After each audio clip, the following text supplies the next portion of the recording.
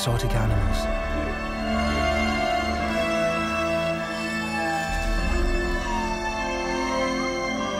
But one wildlife cameraman has heard that a mysterious group of elephants also live here. He has staked his reputation on tracking them down and uncovering their secrets. His journey will explore why these elephants are so rare, and he will discover who they are, where they come from, and how they are different from other Asian elephants.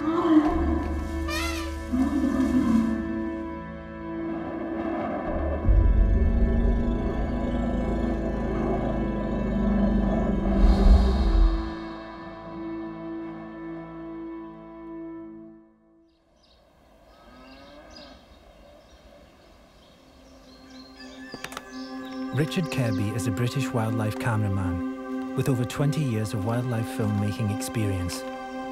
Over the past few years, he has made several successful films on Asian elephants. Although I've been working with these Asian elephants for the last 6 or 7 years, I had no idea that elephants still lived in China. I had no idea that elephants ever existed in China. Richard has decided to track these elephants down and film them before they disappear forever. He hopes that his quest will raise awareness and that his footage could help raise funds to protect these mysterious elephants from extinction. I really want to see these elephants.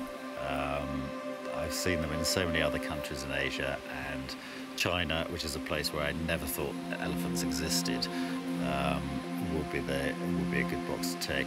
So seeing these elephants will just make me very, very happy indeed. But very little is known about China's elephants. Does their biology and physiology differ from regular Asian elephants? Hopefully Richard will be able to answer some of these questions. He is traveling to China with his son Adam. This is Adam's first time on location. He will be filming his father's quest, as well as setting up some specialist equipment for Richard to use. I'm really looking forward to going to China, but I'm a bit apprehensive because I've got a lot of responsibility on this trip.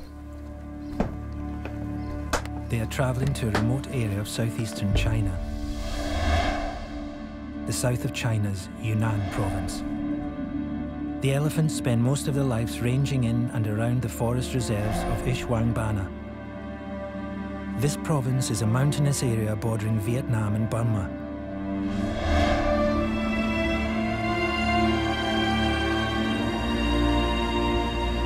Dense tropical jungles clad the evergreen mountains.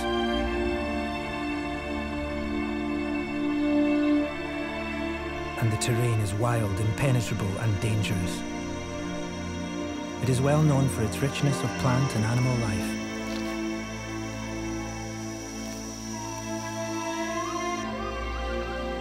The elephants are so enigmatic that they are rarely ever seen, and little is known about them or their origins. Asian elephants are found all across Asia and are divided into 4 subspecies: Indian, Sri Lankan, Bornean and Sumatran. Ancient remains show that there once existed another subspecies, the Chinese elephant.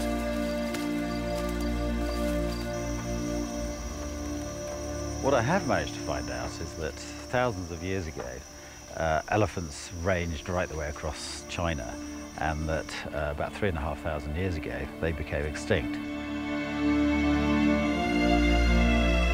So are the elephants found in China today remnants of a long-lost species, or are they migrants from a neighbouring country? Richard needs help to unravel this mystery. He meets up with elephant conservation worker Gabriel.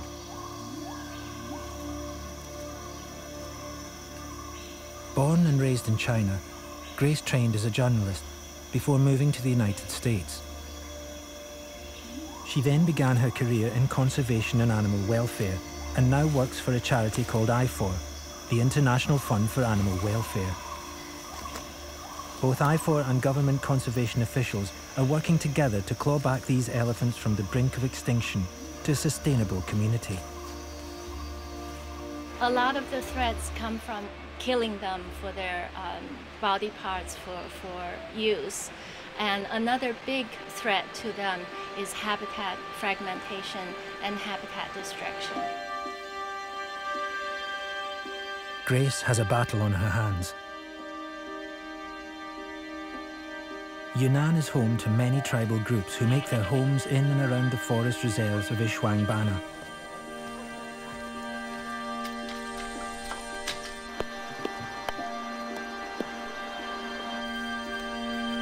The villagers don't have much. And what they do have suffers regular destruction by several small herds of local elephants. Crops are trampled.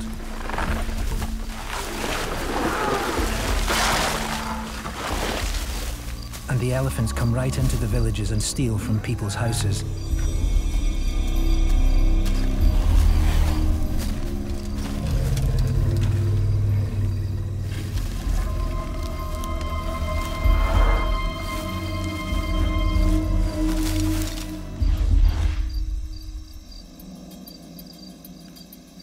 Grace receives a call that the elephants have been spotted damaging crops in a nearby village, so she and Richard drive to the location to investigate.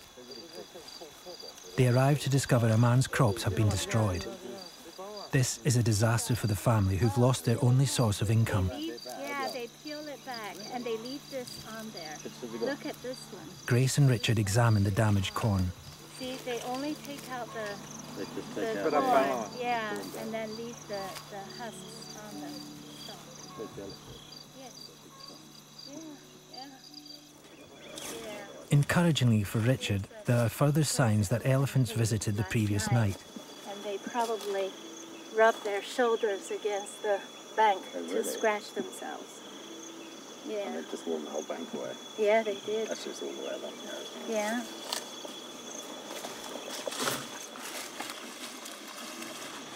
Yeah, there's a group of elephants here, and there's a footprint that shows the elephant was probably walking that direction. So the elephant stepped on the plant, leaving a print on the soil. And just pushed it right through. Yeah, pushed it right down. So obviously it's walking in that direction. Walking that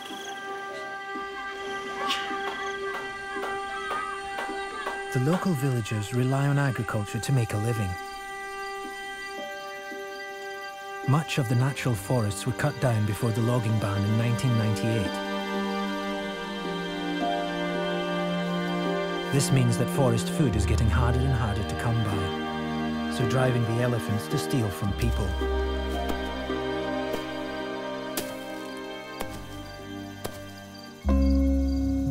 To compensate the farmers for their losses, Grace pays them to watch out for the elephants and report back when and where they've seen them. The village's observations are fed back to a scientific study being carried out at a conservation centre in the closest city, Jinghong. The research is carried out by government biologist Lu A-dong. He runs the elephant observation study and has compiled a database of China's last elephants. Yes, now we're trying to establish the elephant identification database to help us to know every individual elephant in these regions by their body characteristics. Despite his efforts, very little is known about these enigmas. Nobody really knows what the elephants do, where they live, what their family structure is, and hopefully some of the footage that I get on this trip will help to answer some of those questions. What we do know about Asian elephants are that they are slightly smaller than their African cousins. These are Indian elephants, and like all Asian elephants, can be identified by their smaller, rounded ears. These elephants are extremely sociable, forming groups of 6 to 7 related females, led by the eldest called the matriarch. Elephants are capable of many emotions. They're capable of complex thoughts, deep feelings, and long memories. Their emotional capacity, I think it is comparable to people. Grandmother, mother, sisters, aunts, all come together and protect the few babies in the family. It is truly, truly moving.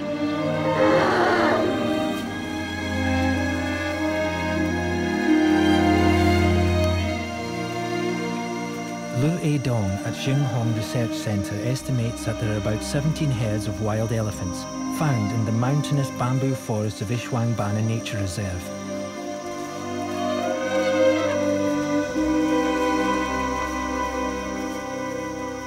Here, an elephant patrol follow and observe the elephants. Richard travels to the heart of the reserve to meet up with them and learn how to track these especially mysterious elephants.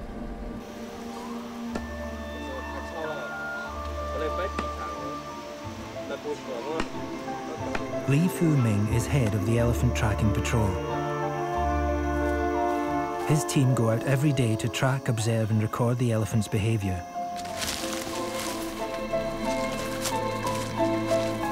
Together, Richard and Li Fu Ming begin their search for the elusive elephants.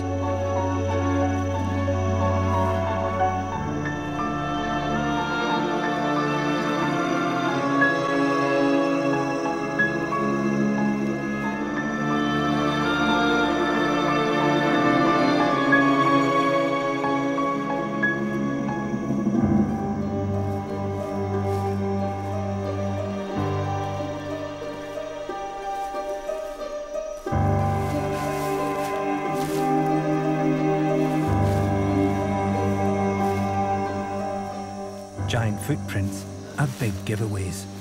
They just basically slid down this hill. You know, each of these footprints has a little slide, so they can obviously come down some quite steep slopes. Yeah. These are the toe prints here. And they come down this way, so we're going to follow them down the hill here. Let's see where it takes us.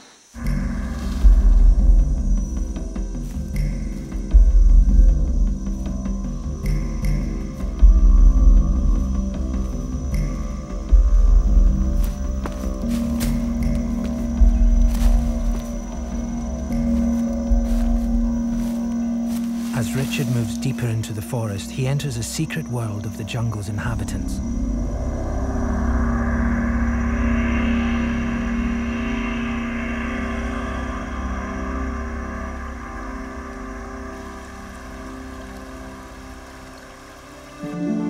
White-cheeked gibbons live in the canopy. These graceful primates were viewed by early Chinese writers as the gentlemen of the forest.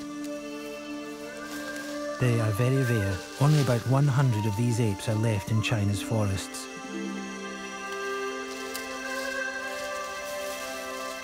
The males have coarse black fur, while females are golden in colour. They eat mainly fruit and spend most of their time in the forest canopy, searching for food.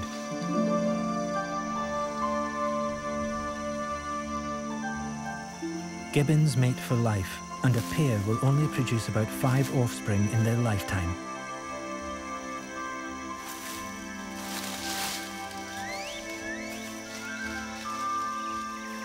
Xishuangbanna's 20,000 square kilometres are also home to 1/3 of China's species of birds.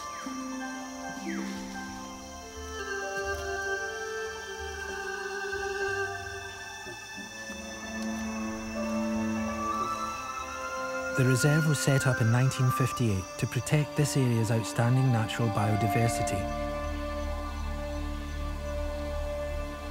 Many of China's rarest plants and animals are found here.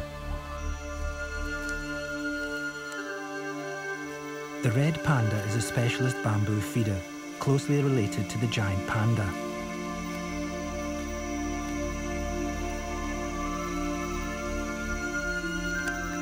They are very skillful and acrobatic animals that live mostly in the trees.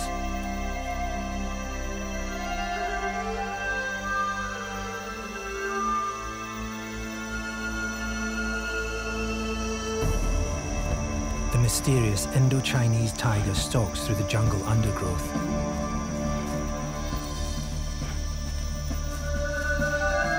Very little is known about this type of tiger because they're only found in extremely remote forests.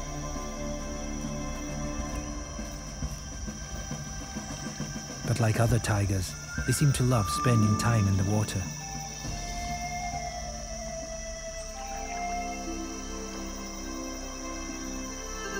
Likely prey include forest cattle like this gaur.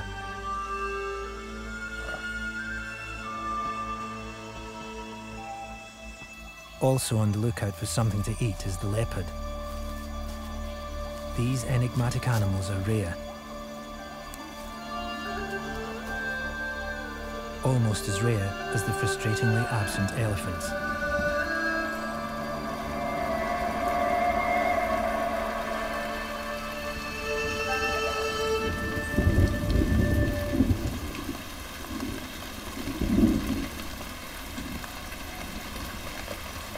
You'd think an animal the size of an elephant would be easy to find, but this is a big country and there aren't many elephants. I've seen lots of signs of elephants. I've heard them deep in the forest. I've been told that they're over the next hill or in the next village, and when I get there, they've gone. Honestly, it's so frustrating.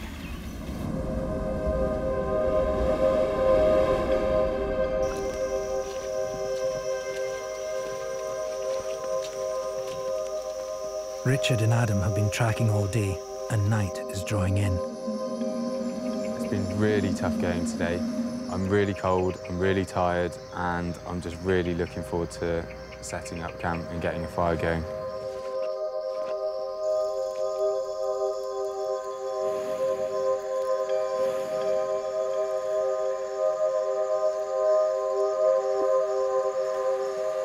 So we set up camp for the night here in the forest, and this is apparently, I'm told, the best place to see the elephants here at night.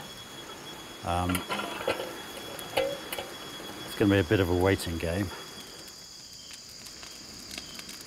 In the meantime, this being China, all we need are some noodles and a pair of chopsticks, which my guide made for me about half an hour ago.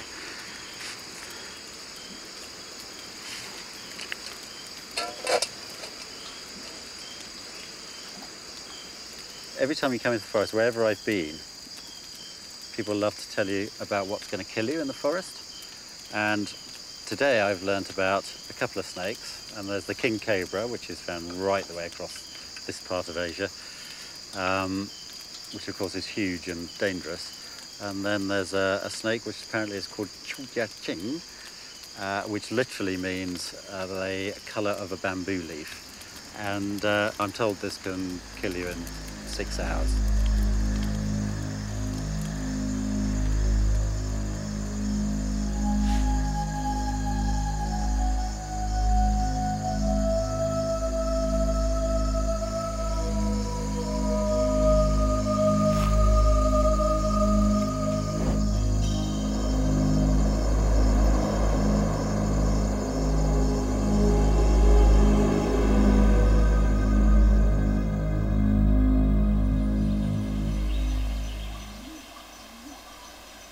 The next morning, Richard makes an exciting discovery. They've obviously come down this way, there's footprints, and they've come through these rubber trees here and knocked some of these pots off which are used to collect the rubber. And they've flattened this whole area here. And there's footprints going through here, back down towards the river. And well, there's some dung here. This is from a young baby elephant. I can hear them now up in the forest. They're probably about 100 metres into the forest, and I'm told that we will be able to follow them. At least we'll try. It's going to be really difficult because it's very, very steep indeed. But anyway, we'll give it a go. See if we can see the elephants. Richard's tracker, Li Fu Ming, knows that the elephants that move around this area cover at least 11 kilometres a day and move at an average speed of 5 kilometres per hour. There are 2 herds currently travelling around this area. Both are made up of about 20 individuals.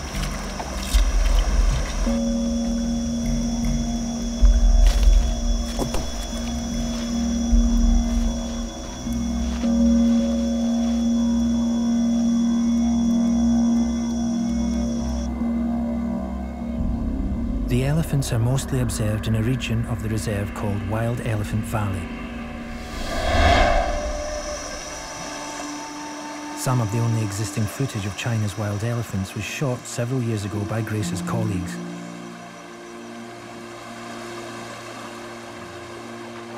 This small amount of footage gives experts a limited insight, but no real answers to the most important questions.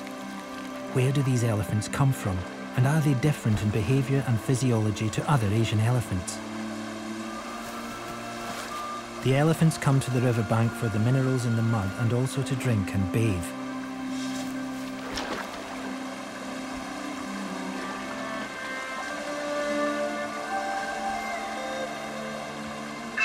Field research has shown that Asian elephants need to drink at least once a day, and so they're always close to a source of fresh water.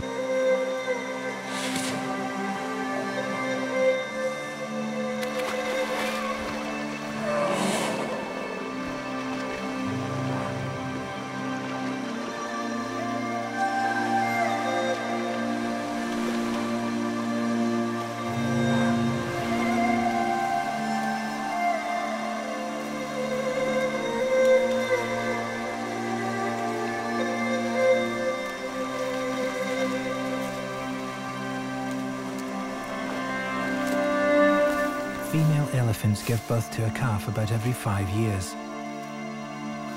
This calf is several months old and has begun to eat foliage. She will remain under her mother's care for several years.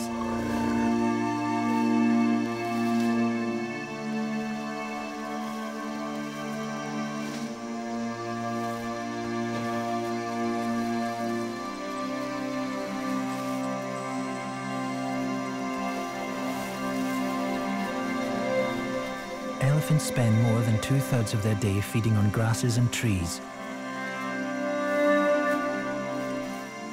And they follow seasonal migratory routes, which take them through their favorite feeding grounds.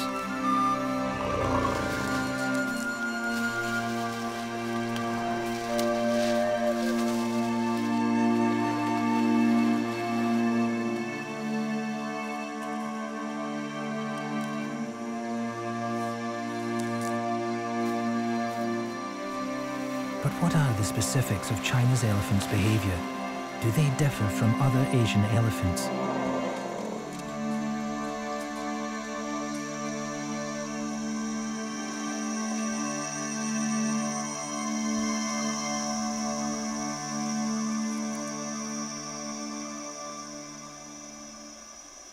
Encouraged by the recent near-elephant encounter, Richard and Li Fu Ming decide to build a hide.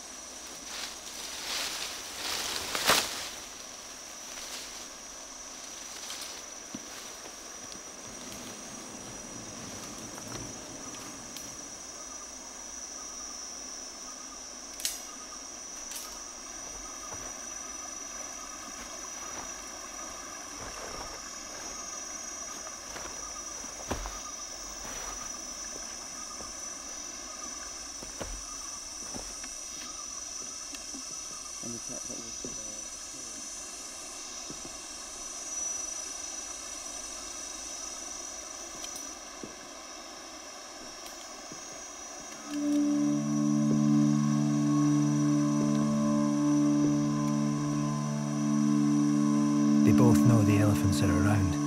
Now they just have to sit and wait. But this route is also a popular road for ivory poachers.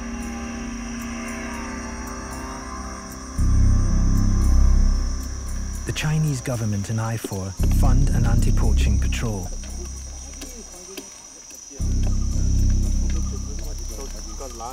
Song Zhongping leads one of these patrols. He and his team search the forest looking for signs of illegal activity.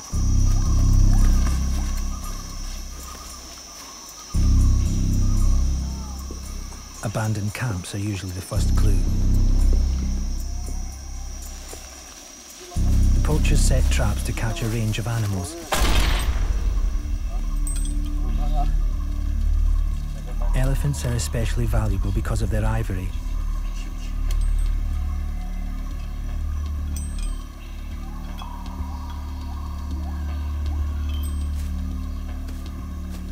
The anti-poaching patrol are armed and often experience dangerous confrontations.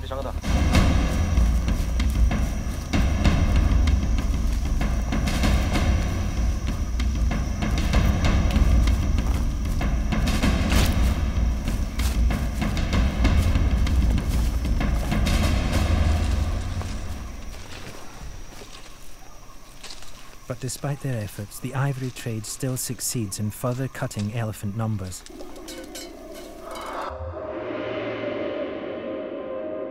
As the wholesale price of ivory still rises each year, elephants continue to be hunted for their tusks.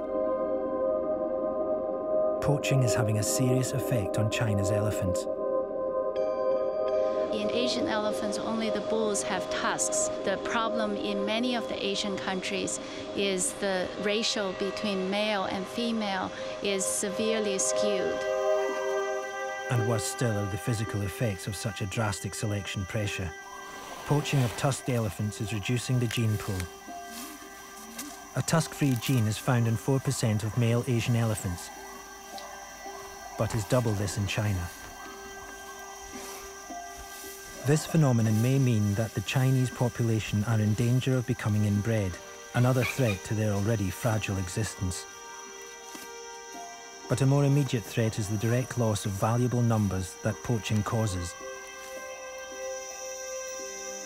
One of the two local herds suffered a devastating loss.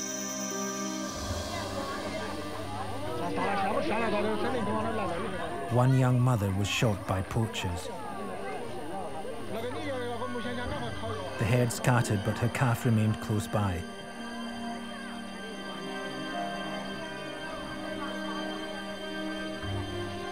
By the time people arrived to rescue the pair, the mother had died.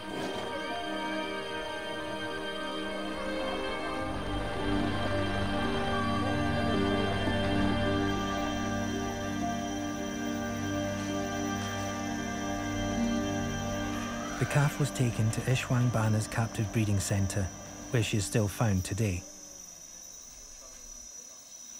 Because this calf is not fully formed, it is difficult for scientists to establish what subspecies her herd is from. Insatiably curious, she has to be tethered during filming to prevent her playing with the camera and stealing equipment.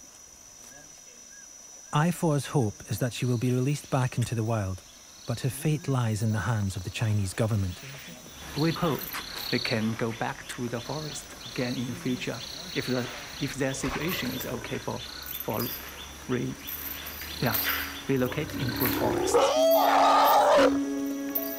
Her herds still travel in this region and are often found close by. Chances are good that the calf will be warmly welcomed back into her native herd.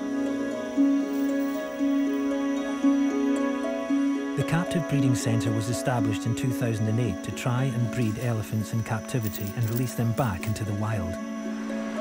We really hope that elephants that are in captivity right now, particularly those that came from wild elephants, they were born wild and they need to be wild.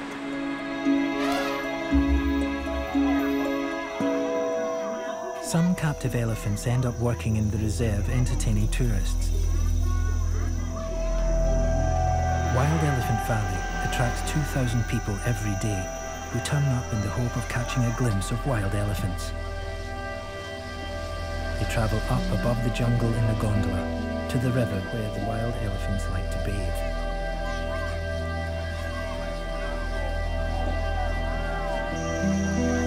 Rainforest tours are hosted every 20 minutes through the day.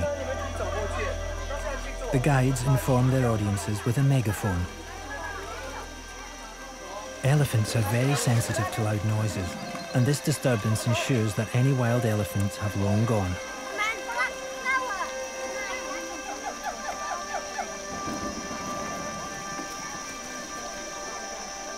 The only elephants most of these tourists are likely to see are performing ones.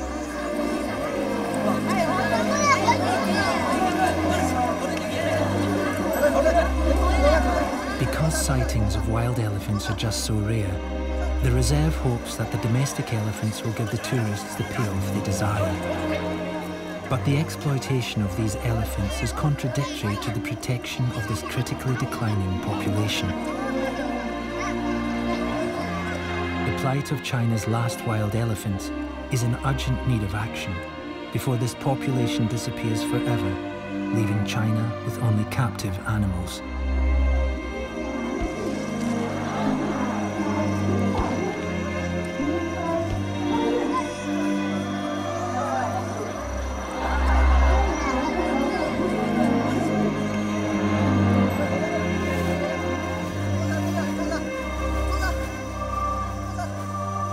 It is estimated that there are only about 250 elephants left in China.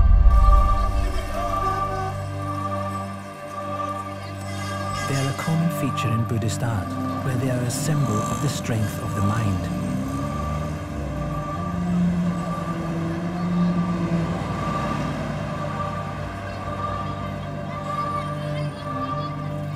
Buddhism has had a profound influence on traditional Chinese culture.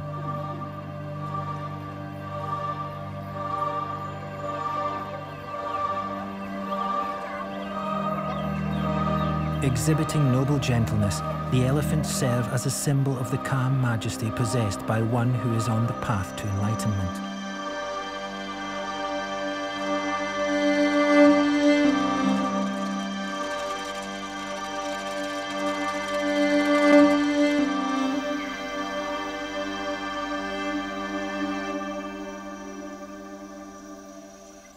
Richard hopes his journey will prove as rewarding.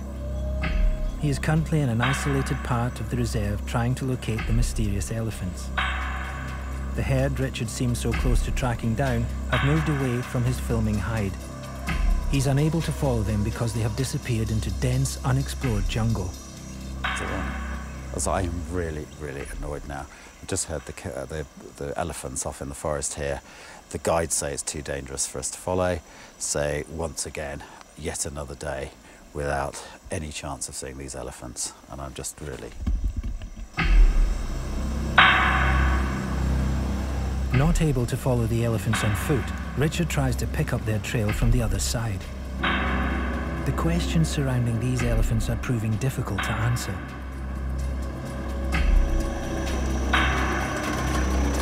Richard's still not even seen one, let alone been able to decipher where they have come from and whether they are different from other Asian elephants.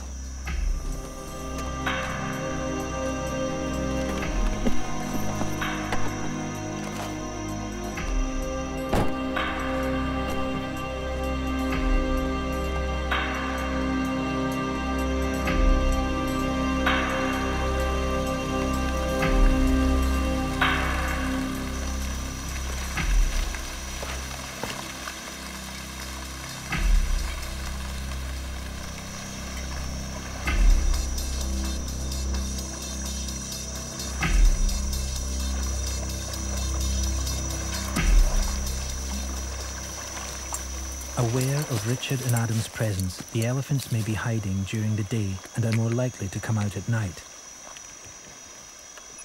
So Adam sets up the thermal imaging camera.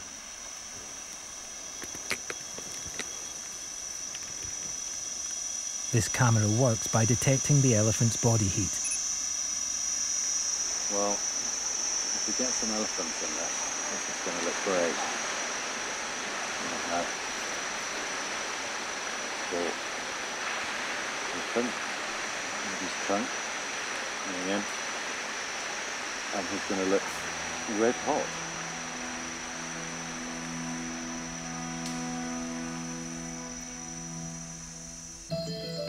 Richard and Adam set up camp for the night.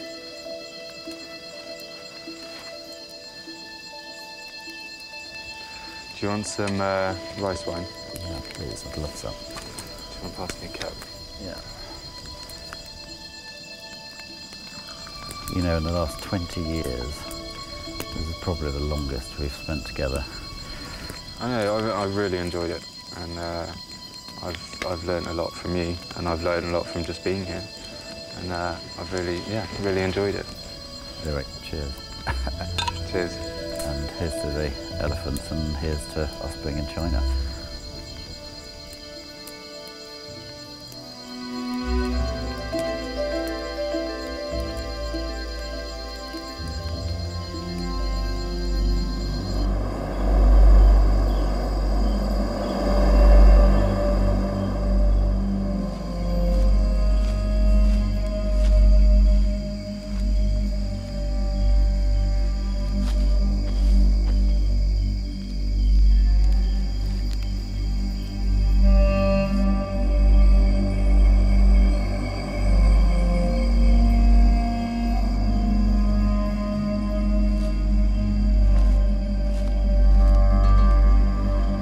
After several hours of waiting, Richard gets the call he's been hoping for. His tracker has raised the alarm. Their long, distinctive trunks can clearly be seen.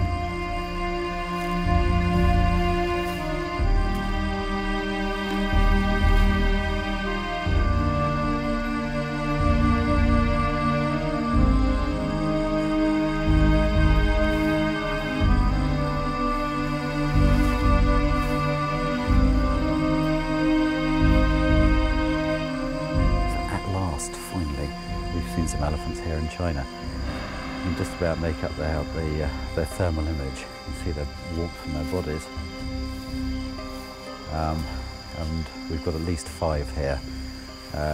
2 adults, 3, actually two medium-sized ones, and a tiny little baby. This is fantastic.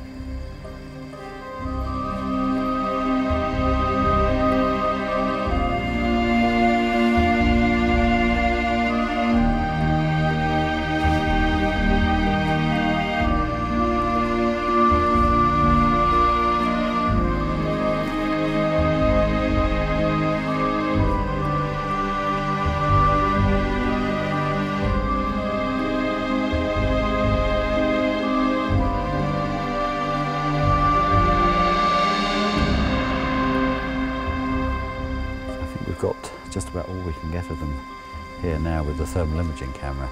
So all we can hope for now is that they're still here in the morning, and we can actually film them in the daylight.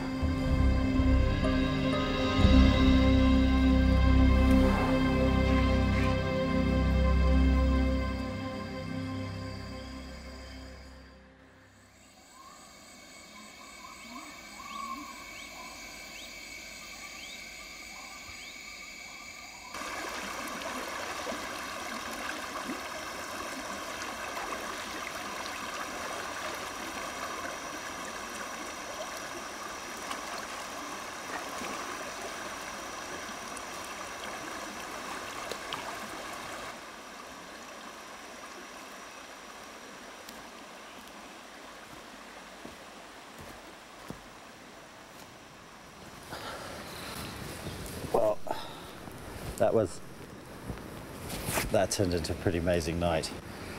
Lee came and woke me up at about 4 in the morning, and there was a herd of about a dozen elephants just about 200 meters down the river here, and we managed to get some stuff on the thermal imaging camera, so we know they're around, and hopefully they're going to stick around for a few days, and we'll be able to get them during the day.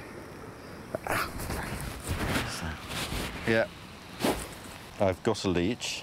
I probably just picked him up in the river, and I got 9 or 10 of these yesterday. But let's get rid of him, and we're going to pack up, and we're going to try and track the elephants into the forest, see how far we get.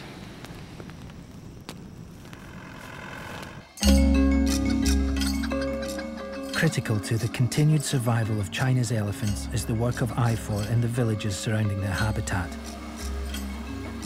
Grace is checking in with a community that she has been working with for several years. Simao village lies 40 miles north of Wild Elephant Valley. 8 years ago, the villagers suffered the brunt of the local elephants. they're already poor, and then they were severely impacted by a group of elephants that constantly milling around in the forest around the village. And they also come into the farmland and destroy their crops. And they even sometimes destroy the storage after their harvest. Grace lends money to the victims of elephant crop raids so that they can start new businesses which don't depend on clearing the forest for further crops.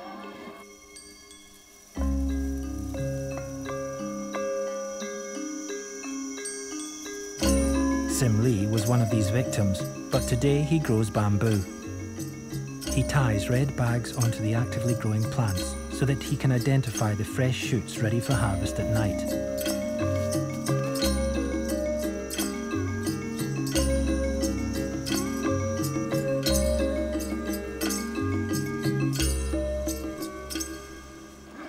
Many of the families have successfully changed their livelihoods, and their attitudes towards wildlife habitat conservation has also changed from on the verge of hate killing to living with elephants. People didn't want to kill elephants, they didn't want to harm elephants, but they were driven to the point of, you know, there was nowhere to turn. Farmer Wang Yongling has changed his view of elephants. He's come to think of them as friends. He's got to know them better by watching them, along with many of the other villagers. They help our researchers go into the forest to help them study elephant habitat and track the elephant route.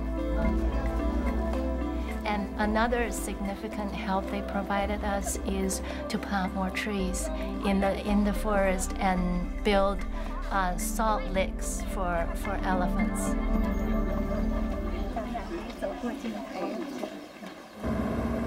Richard's time in Xishuangbanna is drawing to a close, so the pressure to document the elephants has really stepped up.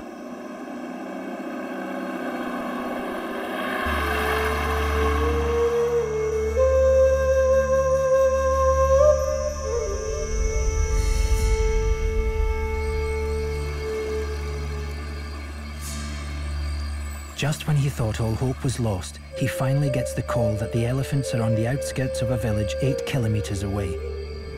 Well, it's now 5 in the morning and we've just had a call, and we've got the FLIR camera in the back, so we're going to go out and see if we can find these elephants now.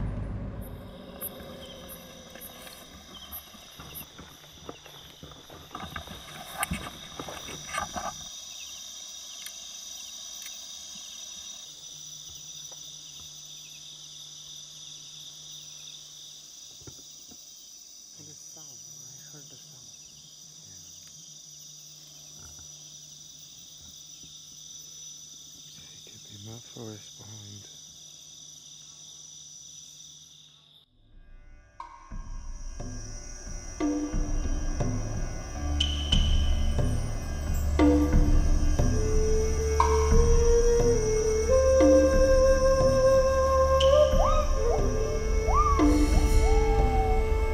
Everybody's ready and waiting.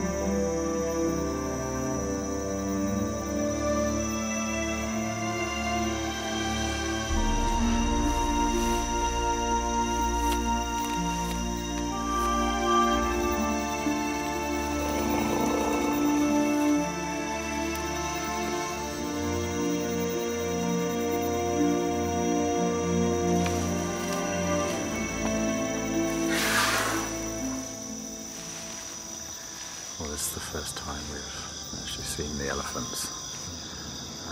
They're extremely dense vegetation. There's only about, I think there's 3 of them. There's 2 adults and a baby. Quite hard to see. There's lots of shaking of bushes and obviously eating in there. I'm pulling some bamboos and gingers down to eat, but it's so hard to catch a glimpse of them. It's too dangerous to go in there after them because it's just too dense and too hard to move about in there.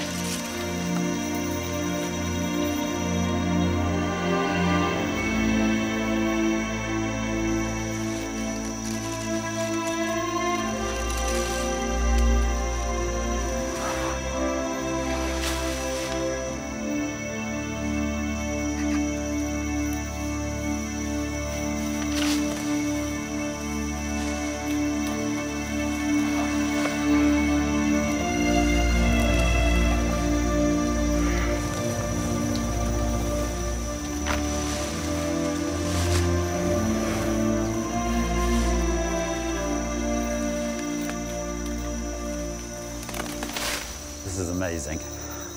Just over here, I saw the elephants. I was able to film them, and I'm pretty sure they are Indian elephants. And it's just so exciting, and after all these weeks, to have finally seen these elephants. So all we need to do now is try and get better shots of them.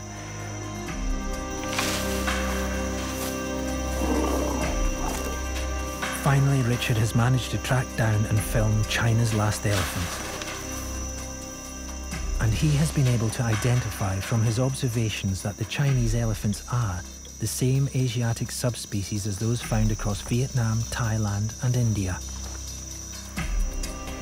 Richard is now certain that the separate Chinese subspecies is extinct. It's amazing that this isolated population has managed to survive unstudied for so long, and that Richard has managed to finally track them down and establish their existence. This tantalizing glimpse into the lives of such an isolated population of elephants is only the first step in unraveling their many secrets. For Richard, this journey has just begun. So much of these elephants' habits still remain a mystery. They are so secretive because there are so few of them scattered across a huge area of dense jungle, and they are very wary of humans. Having rarely been filmed, they have presented Richard with a real challenge. These elephants eke out a fragile existence and live on the very edge of extinction. But whilst Grace and others like her are still fighting the cause of these incredible animals, there is still hope they can be saved. The thing is that there are so few elephants left here in China. But the thing that really gives me hope is that some of the people I've been working with are totally dedicated to preserving the last of them. I am hopeful because I feel that if I'm not hopeful, I won't be here working. Grace's work is proving that people and animals can live together without conflict. So, hopefully this won't be the last time we see China's last elephants.